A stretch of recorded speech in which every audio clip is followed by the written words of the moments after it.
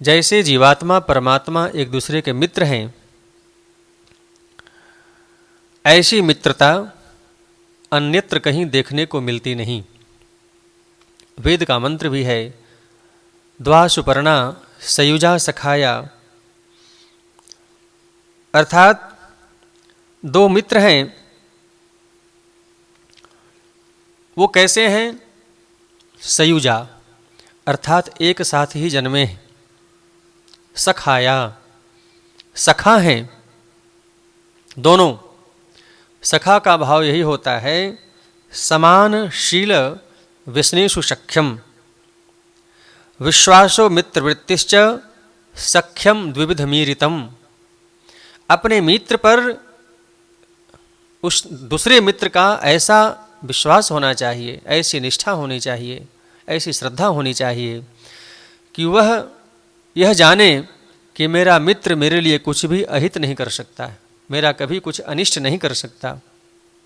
अगले मित्र को भी इस मित्र के प्रति ऐसी ही सद्भावना होनी चाहिए।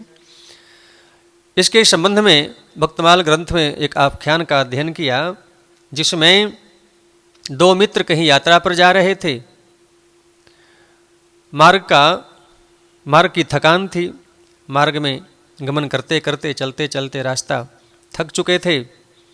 किसी वृक्ष के नीचे दोपहरी में विश्राम कर रहे हैं।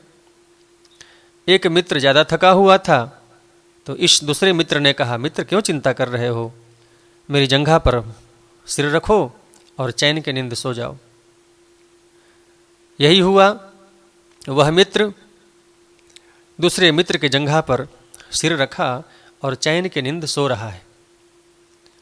कुछ घंटों के पश्चात उस वृक्ष के कोटर से एक विषधर निकलता है, विषैला सांप निकलता है, और वह धीरे धीरे दोनों मित्रों की तरफ बढ़ने लगा।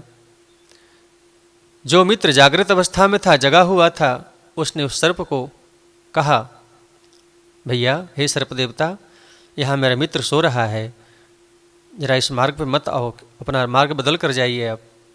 सर्प ने कहा, सुनो, यह जो सोया हुआ तुम्हारा मित्र है, यह मेरे पूर्व जन्म का शत्रु है।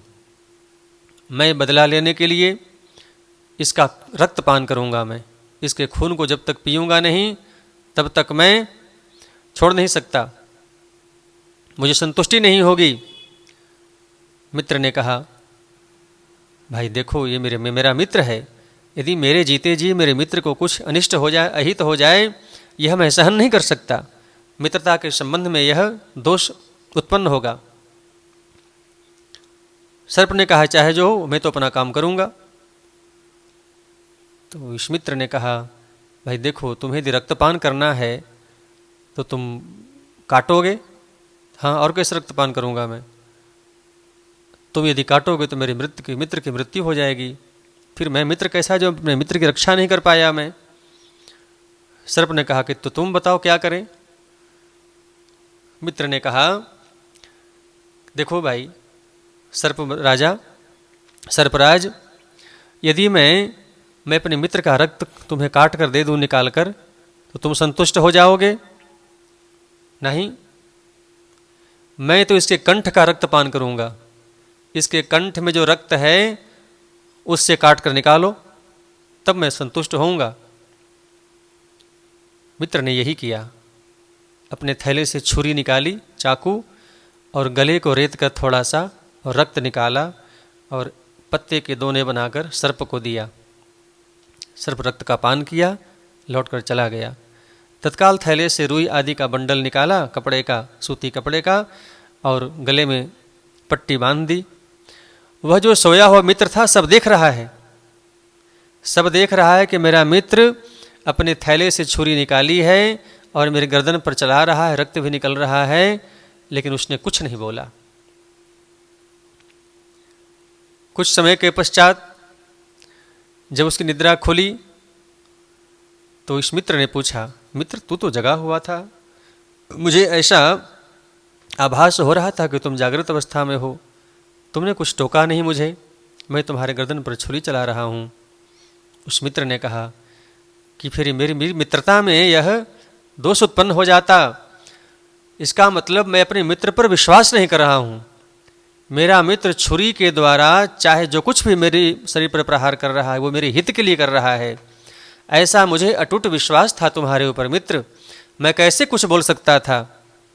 मित्र की मित्रता क्या जो मित्र पर संदेह करे, इसलिए मैंने कुछ नहीं कहा, मैंने कोई अपनी तरफ से कोई चेष्टा नहीं की। मेरा जो मित्र जो कुछ भी कर रहा है मेरे लिए वो मेरे हित के लिए कर रहा है, ऐसा जानकर मैंने कुछ नहीं कहा।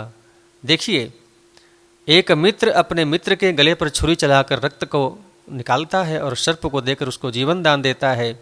उस मित्र को अपने मित्र पर ऐसा विश्वास है, ऐसी दृढ़ निष्ठा है कि गले पर छुरी चलाता हुआ भी वह कुछ अपनी चेष्टा से उसका कोई प्रतिकार नहीं करता है। यह है मित्र का स्वरूप। मैत्री हो तो ऐसी होनी चाहिए, मैत्री का स्वरूप यही है। श्री वृंदावन बिहारी लाल की।